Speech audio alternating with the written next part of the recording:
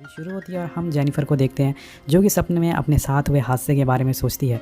दोस्तों, जेनिफर ने अब अपना नाम चेंज करके एंजेलिना रख लिया है ताकि उसे कोई पहचान ना सके। जेनिफर अपने साथ हुए हादसे के साथ उभरना चाहती है, इसलिए वो एक डॉक्टर से थेरेपिस्ट से मिलती है, लेकिन अभी भी उसे वो भयानक मंजर याद आते हैं जो कि उसके साथ हुआ था। और इसके बाद जेनिफर घर से ऑफिस जाते हुए एक बस स्टॉप पर रुकती है जहाँ पर एक आदमी उसे बहुत ही बुरी नज़रों से देखता है। और इसके बाद वो फाइनली ऑफिस पहुंच जाती है। ऑफिस में एक लड़का जिसका नाम मैथ्यू होता है वो जेनिफर से बात करने की कोशिश करता है, लेकिन जेनिफर को अब किसी पर भरोसा नहीं है। वो किसी भी आदमी को अपने पास नहीं आने देना चाहती है। और अगली सुबह जब वो जॉगिंग कर रही होती है तो उसे फिर से वो सारा मंजर याद आ जाता है कि कैसे वो उन दरिंदों से अपनी जान बचाकर जंगल में भाग रही थी। और इसी जॉगिंग के दौरान कुछ लड़के उसके पास आते हैं और ज़बरदस्ती करने की कोशिश करते हैं। मतलब कुछ भी हो जाए, इस समाज में लड़कियों को छेड़खानी बंद कभी नहीं होगी। वेल गाइस, यहाँ पर जेनिफर ऐसा इमेजिन करती है कि वो इनको गोली से उड़ा दे, लेकिन अगले पल ही वो किसी तरह से इनसे बचकर यहाँ से निकल जाती है। अब इसी तरह से कई दिन बीत जाते हैं और एक दिन जेनिफर बस स्टॉप पर एक पोस्टर देखती है जिसमें लिखा था, और वहाँ पर लिखा हुआ था कि जिस लड़की के साथ बलात्कार हुआ है वो इनकी कम्युनिटी के साथ जुड़ सकता है और अपने दुख को बांट सकता है। इसके बाद जेनिफर वहाँ पर जाने का डिसाइड करती है और यहाँ पर सभी लोग के साथ कुछ ना कुछ गलत हुआ था। इस पूरी कम्युनिटी की हेड होती है डॉक्टर लिन, और लिन सभी को अपने साथ हुए एक्सपीरियंस के बारे में बताने को बोलती है। लास्ट में वो जेनिफर से भी बोलती है, लेकिन जेनिफर बहुत ज़्यादा डरी होती है, इसलिए वो कुछ भी नहीं बोलती है। इसी जगह पर जेनिफर की मुलाकात ऑस्कर नाम के एक आदमी से होती है जिसकी बेटी के साथ कुछ लोगों ने बलात्कार किया था। वेल गाइस, कोई सबूत ना होने की वजह से उनको छोड़ दिया गया और ये हादसा उनकी बेटी बर्दाश्त नहीं कर पाए, इसलिए उसने अपनी जान ले ली। मिस्टर ऑस्कर यहाँ इस मीटिंग में इसलिए आते हैं ताकि उनकी मदद कोई कर सके। और इसके बाद जेनिफर को यहाँ पर एक और लड़की मिलती है जिसका नाम माला होता है। दोस्तों, माला बहुत ही बिंदास टाइप की लड़की होती है और जेनिफर और माला की काफ़ी अच्छी दोस्ती हो जाती है। और इसी रात जब ये दोनों घर जा रहे होते हैं कि तभी जॉगिंग वाले लड़के जेनिफर को दोबारा परेशान करने लगते हैं और माला यहाँ पर आकर उन लड़कों की बैंड बजा देती है और जेनिफर को लेके यहाँ से निकल जाती है। अब ये दोनों रिलैक्स करने के लिए बार में जाते हैं और जेनिफर बताती है कि ऑफिस में एक लड़का है जो कि उसका फ्रेंड बनने की कोशिश कर रहा है। यहाँ पर जेनिफर मैथ्यू की बात कर रही होती है। माला बोलती है कि तुम्हें उससे दोस्ती करनी चाहिए, हो सकता है कि वो बंदा अच्छा हो, और अगर वो अच्छा बंदा नहीं निकला तो उसके पीछे भी छतरी खोल देना। वेल गाइस, अब जेनिफर माला से लिन के बारे में पूछती है। लिन दोस्तों उसी कम्युनिटी की हेड होती है। माला बताती है कि वो एक नंबर की इडियट है। वो हमेशा बोलती है कि हमें अपने आप को हील करना चाहिए और जो भी हुआ है उसे भूल कर आगे बढ़ना चाहिए।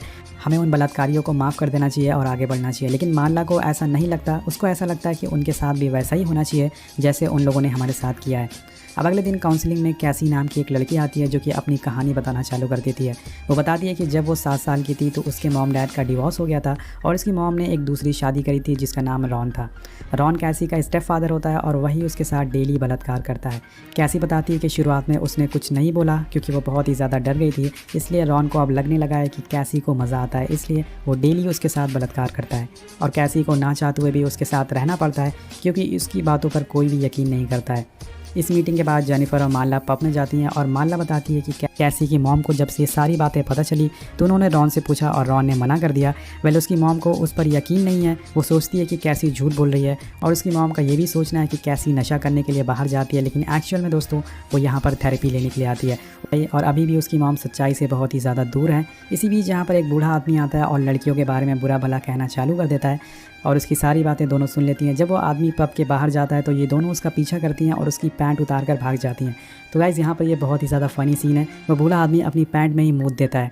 इसके बाद ये दोनों मॉल में कुछ सामान ले रही होती हैं और इसी बीच एक लड़का जेनिफर को टच करता है और जिसके बाद जेनिफर इमेजिन करती है कि वो उस हथौड़े से उसका सर फोड़ दे, लेकिन वो ऐसा नहीं करती है। वो उस हथौड़ों को उसके पैर पर गिरा देती है और वहाँ से निकल जाती है।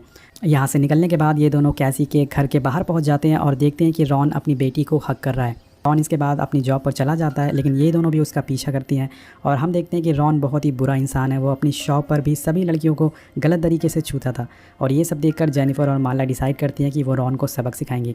और इसके बाद जब वो रात में घर लौट रहा होता है तो ये दोनों मास्क पहनकर रॉन को बहुत बुरी तरह से मारती हैं और बोलती हैं कि हम तुम पर नज़र रख रहे हैं, अगर तुमने कुछ गलत किया अपनी बेटी के साथ तो हम दोनों तुम्हें छोड़ेंगे नहीं। अब अगले दिन जब कैसी मीटिंग में दोबारा आती है तो वो बताती है कि उसके डैड अब सुधर गए हैं। वो बहुत ही अच्छे से उसके साथ पेश आते हैं और ये हुआ था जेनिफर और माला के कारण। ये सुनने के बाद इन दोनों के चेहरे पर एक अच्छी सी स्माइल आ जाती है कि उसने एक लड़की की जान बचा ली। और इसके बाद हम देखते हैं कि माला गुस्से में मीटिंग से बाहर जाने लगती है और जेनिफर उससे पूछती है कि उसके साथ क्या हुआ है। माला उसे बताती है कि उसने अपने एक्स बॉयफ्रेंड से मिलने जाना है। उसके पास उनकी कोई पर्सनल टेप्स है जिसे लेने के लिए उसे अभी उसके घर पर जाना पड़ेगा और वो थर्सडे को उससे मिलेगी। अब दोस्तों, थर्सडे का भी दिन आ जाता है और हम देखते हैं कि ऑफिस में मैथ्यू जेनिफर से कॉफ़ी के लिए पूछता है, लेकिन जेनिफर बोलती है कि आज उसे अपनी फ्रेंड के साथ कॉफ़ी पीने जाना है और जेनिफर बहुत देर तक कॉफ़ी शॉप पर माला का वेट करती है, लेकिन वो वहाँ पर नहीं आती है। इसका पता लगाने के लिए वो उसी मीटिंग में जाती है, तो वहाँ सभी लोग बहुत ही परेशान दिखाई देते हैं। लिन जो कि इस मीटिंग की हेड होती है, वो उसे बताती है कि माला की मौत हो चुकी है। और ये सुनते ही जेनिफर अंदर से पूरी तरह से हिल जाती है कि 2 दिन पहले तो वो माला से मिली थी और उसकी अचानक से मौत कैसे हो गई। वेल यहाँ पर वो उसे पूछती है कि उसे किसने और क्यों मारा, लेकिन लिन उसे बार बार बोल रही थी कि शांत हो जाओ, शांत हो जाओ। इसलिए जेनिफर को उसकी बातों पर गुस्सा आ जाता है और वो लिन को वहीं पीटना चालू कर देती है। लेकिन ये भी उसका एक इमेजिनेशन होता है। और अगले पल यहाँ पर पूछताछ करने के लिए एक ऑफिसर आता है जिसका नाम जॉन होता है।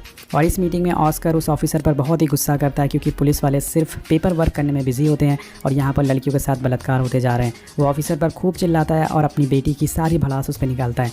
और इसके बाद वो यहाँ से गुस्से में निकल जाता है। और इस सीन के बाद जॉन की बेटी ऑस्कर की बेटी के साथ जो हुआ उसके बारे में बताती है। यहाँ पर ये दोनों एक कॉफ़ी शॉप में जाते हैं, जहाँ पर ऑफिसर जेनिफर को सच बताता है कि माला को मारने से पहले उसके साथ बलात्कार हुआ था और उनके पास कोई सबूत नहीं है कि उसके एक्स बॉयफ्रेंड को पकड़ा जाए। ये सब सुनने के बाद जेनिफर अपने पुराने वाले रूप में आ जाती है। वो एक चाकू अपने लेग में छुपाती है और माला के एक्स बॉयफ्रेंड के पास पहुंच जाती है, जो कि एक पब में होता है। वो उसे थोड़ी देर तक घूरती है, जिससे कि उसके एक्स को लगता है कि जेनिफर उसमें इंटरेस्टेड है। और अब एक सुनसान जगह आने पर एक्स जेनिफर को छोटे एक्स को चूसने के लिए बोलता है, लेकिन इसी बीच जेनिफर उसके छोटे एक्स में चाकू घुसा देती है और उसको बीच में से फाड़ देती है। यहाँ एक्स को जान से मार देती है, जिससे कि माला का बदला पूरा हो जाता है। अब अगले दिन जॉन उसे मिलने के लिए ऑफिस में आता है, क्योंकि उसे शक था कि माला के एक्स को जेनिफर ने मारा है। लेकिन जेनिफर उसको 2 का पहाड़ा सुनाकर यहाँ से निकाल देती है।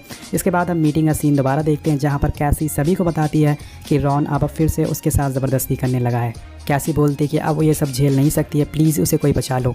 ये सुनते ही ऑस्कर बहुत ही ज़्यादा गुस्से में आ जाता है और बोलता है कि अब बहुत हुआ, किसी को ये सब रोकना होगा, रॉन को सज़ा मिलनी होगी, उसे सज़ा मिलनी चाहिए। ऑस्कर बोलता है कि रॉन के पिछवाड़े में एक पाइप घुसा देना चाहिए, जिसके बाद उसे बहुत ही बुरी तरह से मारना चाहिए। ये सब सुनकर जेनिफर डिसाइड करती है कि वो अब रॉन को नहीं छोड़ेगी। वो मॉल जाकर एक पाइप खरीदती है और उसे लेकर रॉन के पास पहुंच जाती है। वो रॉन को पहले तो सेड्यूस करती है, जिसके बाद रॉन उस पर चढ़ जाता है और तभी जेनिफर उसको एक झटका देकर उसे चेयर से बांध देती है। यहाँ पर वो उसकी पैंट उतार देती है और अब बारी थी रॉन की। जेनिफर उसके पिछवाड़े में एक पाइप घुसा देती है और एक हथौड़े से मारना चालू कर देती है। वो उस पाइप को मार मार कर पूरा अंदर घुसा देती है, जिससे कि रॉन की फट के फ्लावर हो जाती है।